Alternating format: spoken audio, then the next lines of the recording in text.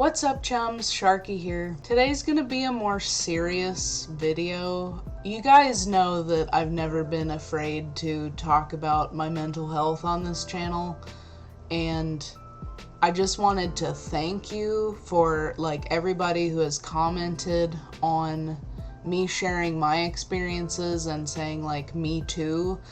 It's just nice to know that you're not alone in that. A lot of you have shared on my channel that you have ADHD as well, or ADD, and that's kind of what my focus is going to be for today. So over the past couple of weeks, I've been trying out a new service called DoneFirst. And before I get into how my experience has been thus far and just my thoughts on it, I wanted to kind of give some background on the reputation of this service before I started using it, because I feel like it is very relevant to what I'm going to talk about. I hope you don't mind, but I took some notes here. I was diagnosed with ADHD, or rather ADD, the inattentive type, when I was about late elementary school, early middle school. I had started taking medication when I was still a child. I believe it was Concerta, might have been the first one that I was on. And I find that interesting because a lot of people I've talked to who either, also have ADHD or just parents of children with ADHD, I think Adderall and Ritalin are the most commonly prescribed for children. I could be wrong. But I believe my first medication was Concerta. That's gonna come into play later. Come on, jump up. Come on. Good boy. Lay down. So I said that to say ADHD has obviously been a huge part of my life since I was young, and it affects, I would like to think it doesn't affect everything I do, but I'm sure it does, just in my daily activities. And what a lot of people don't understand who don't have it is that it doesn't just stop when you become an adult. There are a lot of adults with undiagnosed ADHD that, can't hold a job, can't remember to pay their bills, their house is a mess, and they can't figure out why. It might be ADHD. Which is one of the things that I like to bring more attention to, and kind of why I'm making this video is because ADHD for me as an adult, as well as when I was a child, has affected my everyday life. School was really hard for me. I know a lot of people say that, but just the fact that I was able to graduate college is amazing, because I honestly didn't know if I was going to for a really long time. I was really close to dropping out because of other mental health reasons, but the ADHD was definitely part of it, or ADD I should say. So for a long time, until I was 25, I was on my mom's insurance, and that's how I was able to get my ADHD medication and do the doctor visits, the med checks, all of that stuff. But since I turned 25, things have been a little more complicated, and since I've graduated college now, even though I have a bachelor's degree, ADHD is still a struggle for me. Not being able to, rely on my parents for my med checks and stuff has really been startling for me, because I was just so used to doing it that way. So as an adult, I'm finding that, I've been unmedicated for the last year and a half, roughly, because I no longer had access to my previous doctor and my medication when I was moving in 2019 to Texas. So since I moved to Texas, I don't have any of my records. I don't have a doctor here still. I'll get to that in a second. But when I found out that I would have to once I got my own insurance, I'd have to figure all out on my own, I was like, I don't know what to do or where to start. So that's kind of where I'm at now. I already knew what medication helped me the most out of all of the ones that I've tried, and I know a lot about my disorder and the pitfalls that it comes with and symptoms and things like that. So I knew that going in would help me.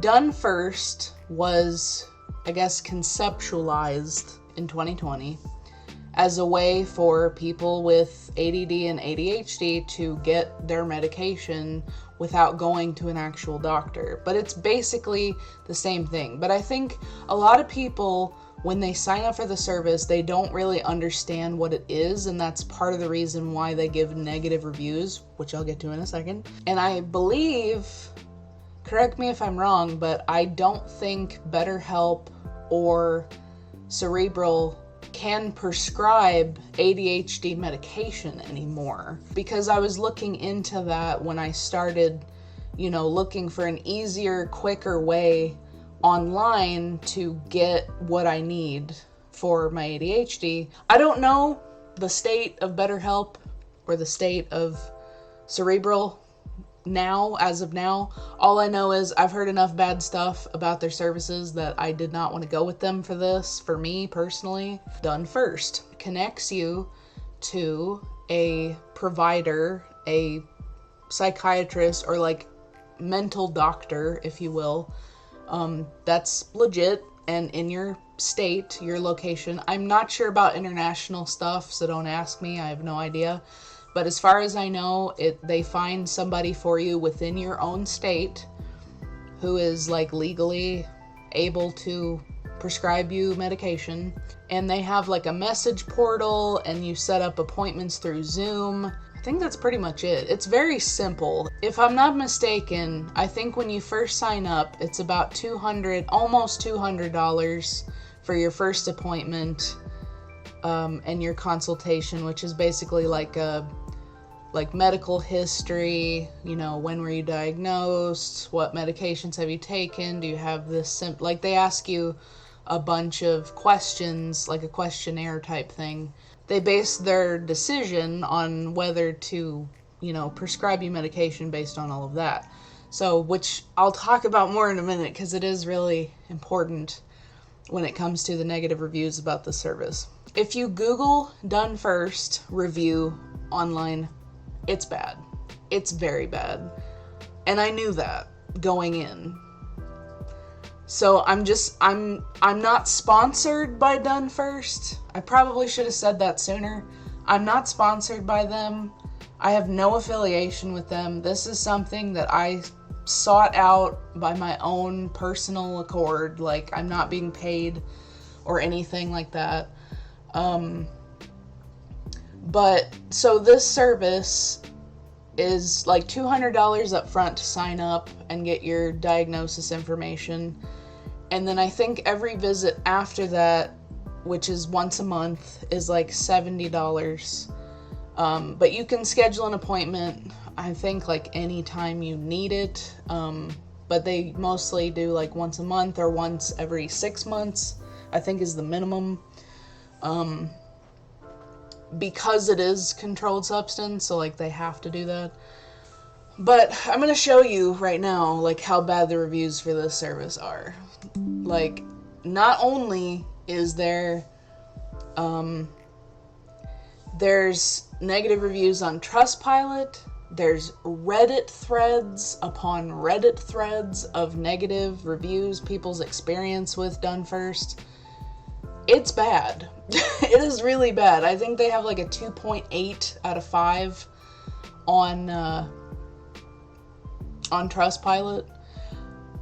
I also discovered that there are no YouTube video reviews on this service. There is nothing. If you go to the official DoneFirst YouTube channel, there is videos on there, but I don't think it's people who have actually used the service. I think it's just people just random people that have ADHD saying how medication helped them. I could be wrong, but it's just very vague and it doesn't really talk about the actual service, which is why I'm making this video, because I feel like there's nobody really talking about the actual service that you go through, and it's not helpful. Like, the stuff that I reviewed online is so mixed. Like, there's so many people saying 5 out of 5, you know, I love this, I would keep using this. And then there's also people on the other end of the spectrum, which is like 1 out of 5, it's horrible, stay away, it's a scam, blah, blah, blah. It's a lot. Like, and especially after I had already paid the $200 to sign up for the service, I was scared. Like, really nervous about trying it. But that's not been my experience. Like, all the negativity that people are saying about this has not been my experience. Which I was honestly shocked, because so many people have had issues with this that I was just like, did I waste money? Like, is this really bad? I don't know. So I'm hoping that by making this video, people who want to try this, I hope it's helpful to you, because I'm giving you my actual experience with it.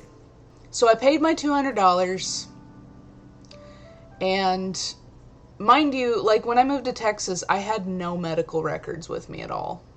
My parents didn't have them either, because they're all with the Illinois doctor that I previously had, which I'm working on getting those. I sent a thing in the mail to have those. But in the meantime, basically, they're just going off of your word, right? Well, luckily, I had proof. I actually kept my old pill bottle from 2019, which was the last time that I went to the doctor to get a refill for my medication. So it was like semi-recent. I mean, within like the last 3 years or so. And it had my name, it had my previous doctor, like, it had all of my information on it. And not only that, for some reason, I kept one pill that expired, but it was a pill nonetheless. Basically, after I had paid the money, I set up an appointment for Labor Day, and luckily they were able to meet with me on Labor Day. New provider, doctor, whatever. And the meeting was pretty brief, but she did listen to me. It took about 30 minutes, 35 minutes to explain everything, and she asked me some questions about my medical history and stuff. And I told her that I basically wanted to continue the medication that I was on back in Illinois. So she was like, I bet, and she put me on basically the exact same stuff. It's like the generic version. And on top of that, my insurance covered it, so it was completely affordable for me, which they do make a point to get you like the most affordable option for you, which I appreciate a lot, because I thought it was going to be like $80 a month or something like that, but it turned out to be $10, which is great. I don't think it's ever been that cheap.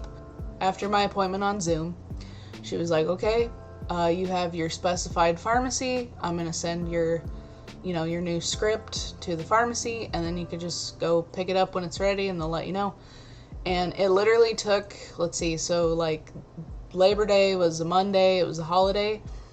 They had it filled by Wednesday. Now, let me take a second to talk about one of the negative reviews that I saw a lot when researching the service.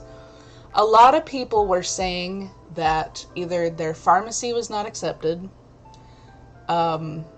their pharmacy was out of that medication,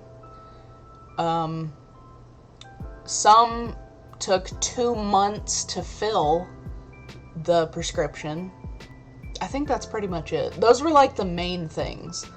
So after reading that, I decided to ask my doctor that I was on the Zoom call with, I asked her about that. I'm like, have you seen the reviews for DoneFirst? They are not good. Like, I told her about, like, sometimes, refills taking 2 months, all this stuff, and she was like, really? Like, I didn't know about that. But she did say, and I think a lot of people don't know this when they sign up for it, she said that a lot of times the pharmacies in small towns will not carry specific medications, or there's like delays between shipments, like they just don't get shipments very often if you live in a small town. I think it also depends on the state you live in. She also told me that after 2020, a lot of pharmacies, because on their website it says the big ones like, Walmart, CVS, the big ones, they cannot send your script there. Like, they will not take online prescriptions. So I asked her about that, and she said after 2020, big pharmacies just did not want to take online prescriptions anymore, except for like a few. I'm not going to name them, but I'm just saying, because it depends on where you live anyway, so like it doesn't matter what I say, because it might be different for whoever. But she said that small towns and your city, like depending on where you live, is a huge factor of the service. And that's something that I kind of wish they would put on their website, because a lot of people feel like they got scammed out of this, and I totally get it. I understand like their reasoning behind this. So I feel like that should be a disclaimer that they should put on their site, is like, if you live in like Podunk, Illinois, like it's probably not going to work out, like if you live in a farm town, or like, just a really small town, or like a small city that normally don't carry those medications, then yeah, you're going to have issues with it. So that was one of the reviews that I talked to her about, and she kind of explained a little bit more. But also, a lot of pharmacies now just don't want to take online prescriptions. Like, they'd rather have a paper one, or like, have it emailed from a doctor or something. No reason. Like, they don't even really give a reason why they're not taking online prescriptions, because they are legit. I mean, they're not... mine was legit. It's not fake. It's a real prescription from a real MD, but they're like, no, we just don't want to take those anymore. So that is a thing. So I got my prescription within a few days, and I've been taking it since Wednesday after Labor Day, and it's been great. I love this service. Like, it's really been a game changer for me. And I know it sounds like I'm making a commercial right now, but I'm serious. Like, I was so worried about having to find a doctor that's like local and like do all this paperwork and blah, blah, blah. But being able to do it this way was so much faster, because I've been struggling at work, like with focusing and, remembering tasks and stuff. And I told her that. And I needed something quick, and I always felt like going to the doctor, making an appointment. Sometimes making the appointment, they're not available for like months, so you have to wait months just to get in to see them. And this took a couple days. So like, yeah, I'm gonna recommend it. Like, if you live in a big city like Austin, and that your pharmacy does carry the medication that you are prescribed or wanting, or have been prescribed before, then I recommend it. I think it's important to know exactly, like what this service is and what it's not. And that was the other thing that I wanted to bring up, is I kind of have a suspicion that a lot of people were trying to abuse this to like get cheap Adderall, if you know what I mean. Like, because another thing that I noticed is that on the negative reviews, a lot of people were trying to get Adderall specifically. And I was like, which I'm not, just throwing it out there, like, I was not trying to be put on that. I'm on a different one. But I noticed that, and I'm like, I know it's commonly, prescribed for ADHD, but it's kind of odd. I don't know. It was just kind of weird. I could totally see people like, lying on the questionnaire and lying about this, like, just to get it. Which goes back to what I said earlier about having proof. Like, I actually had proof that, like, I had been diagnosed prior, and I had an actual pill. Like, I'm not lying, like, here it is. I even have a pill in here, like, to show you that I've gone to the doctor for this before, and she didn't doubt me for a second. Because that was another thing that I read online, is that, understandably, since it's all online, if you're not able to prove that you have a diagnosis or have had one as a child or whatever, some providers might not prescribe you medication if you can't prove it. Like, that's why it's important to get a copy of your medical records, like, prior to signing up for something like this, because then you're able to prove, like, yes, like, I do have this. Because otherwise, I'm just taking your word. I don't know you, like, this is just a Zoom call, So, I was glad that I had that, and I was able to prove that, and I think, honestly, that's what made it quicker, and no doubt in her mind, like, okay, yeah, like, she has proven to me, that she's not just trying to get cheap Adderall. So, if you are someone with ADD, ADHD, and you are looking for, getting on some type of medication to help you, focus at work or at school, if you're over 18 or whatever, then I would recommend this service. If you live in a big city, or you have a pharmacy that that they will send a script to, and that does carry that medication, then I would recommend it. If you live in a farm town, if you live out in the middle of nowhere, I probably wouldn't recommend it. And I do think that DoneFirst needs to be a little more transparent with how the process actually goes, instead of making it seem like, I've heard a lot of people say that, they try to only promote the positive reviews, and this is a positive review, but I think, I think you have to take criticism when you're running a service like this. It doesn't matter, like, if people have genuine criticism that could make your service better, then I definitely think that they need to listen. Because it seems like, BetterHelp and some of those other ones, they have listened, and they've stopped, over-prescribing medication to people who might not need it and stuff like that. As always, if you guys have any questions for me, or, you want to know more about my experience, or just, you have questions about the service, I can show you the site. I'll probably put it in the description. But I just want you to know that, like, I'm not sponsored by them. I'm not being paid to say this. This has just been my personal experience with them. And I probably will keep using this service. So, thank you guys so much for watching, and I'll see you next time.